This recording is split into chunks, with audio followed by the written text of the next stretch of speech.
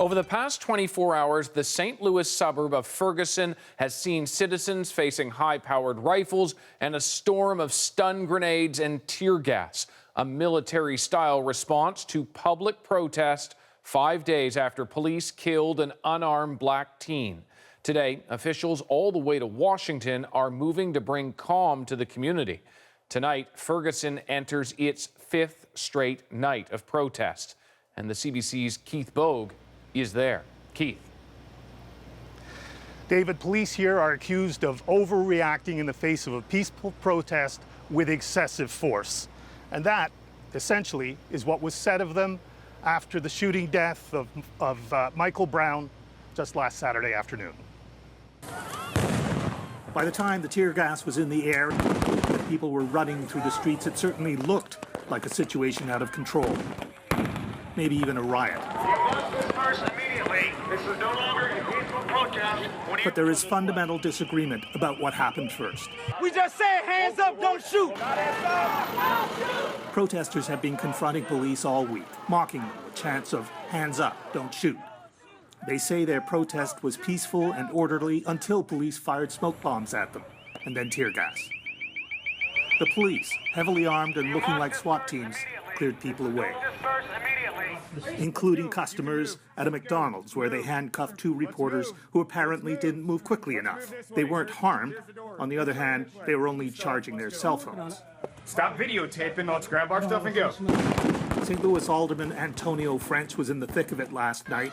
Police arrested him, kept him in custody overnight. I think they're trying to take a heavy-handed approach to squash these protests.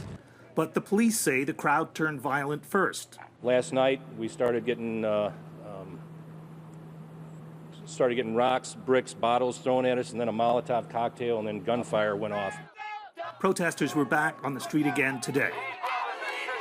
Missouri Senator Claire McCaskill did her own fact-finding, talking with people who were there last night. I think that last night the militarization of the response became more of the problem than any solution. I think it escalated the situation. It didn't de-escalate the situation. The protesters now have the whole nation watching, perhaps even the world. Certainly the president. He said there was never an excuse for violence against police without saying there actually had been violence against police. In fact, most of what he said was about police behavior. There's also no excuse for police to use excessive force against peaceful protests or to throw protesters in jail for lawfully exercising their First Amendment rights. And here in the United States of America, police should not be bullying or arresting journalists who are just trying to do their jobs. A couple of hours later came the most stinging rebuke. Missouri Governor Jay Nixon went on television to say that he was relieving the Ferguson police of their responsibility for the security of the town. We need to address some very immediate challenges. That's why today I'm announcing that the Missouri Highway Patrol, under the supervision of Captain Ron Johnson, who grew up in this area, will be directing the team that provides security in Ferguson. Impossible to see that as any kind of vote of confidence in the professionalism of the police here, David. And again, that is the issue that is at the very heart of everything that has happened here since last Saturday afternoon. So, Keith, the state troopers are now in charge of security. What kind of difference are you seeing on the ground tonight? Well, everyone I've spoken to here has said that is much calmer, much less tension in the air. Everyone says that, except, of course, the police, who aren't saying anything about the difference between tonight and last night. But other things that people are saying by way of example of why it's calmer. The police are not dressed in riot gear tonight. They don't look like they're heading into a battle. Many of them are just standing around behind me, waiting to be called if necessary, and so far it hasn't been necessary to call them.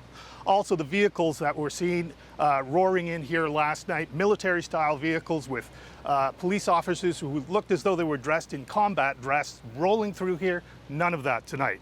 The place is not on lockdown as it was last night. Traffic is moving more freely. Bottom line, there's been no trouble either. Okay, thanks very much. That's Keith Bogue on the ground in Ferguson, Missouri.